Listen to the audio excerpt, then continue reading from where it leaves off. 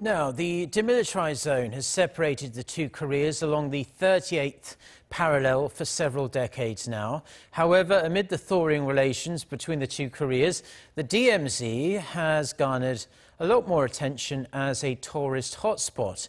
Kim Hyesung dropped by the DMZ Museum, where you can learn all about the DMZ's long history, but also sense the renewed hope for peace here on the Korean peninsula. So let's take a look.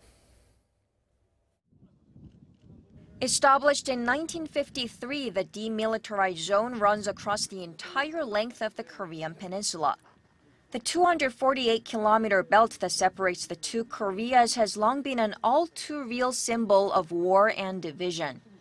But just 10 kilometers from the heavily armed border in Goseong County stands the DMZ Museum.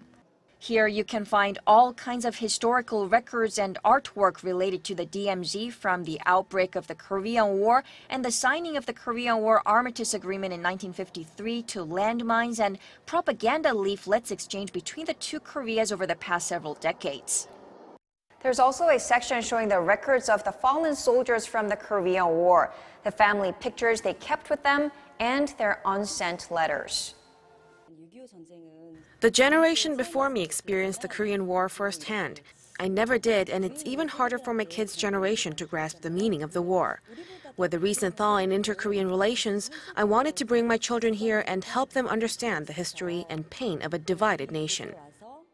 The museum says the number of Korean and foreign visitors has jumped 50% between May and June compared to the same period last year, following the Inter-Korean Summit and the North Korea-US Summit in Singapore. Like the Berlin Wall, which was a product of the Cold War, the DMZ is a legacy of the Korean War. It's of the past, but it exists in the present, and in a way it also extends to the future as its meaning evolves. We hope to capture that change and meaning as the DMZ garners even more attention as a magnet for tourists. That different meaning can be seen by the flourishing wildlife in the DMZ, which has been a human-free haven and is estimated to be home to over 5,000 different animal and plant species. Pictures of previous inter-Korean business projects like railways that once crossed the DMZ connecting the two Koreas show the possibility of closer economic ties. But there is even more to the museum than that. On the second floor stands trees decorated by visitors themselves, a special touch presenting their hopes on the future role of the DMZ.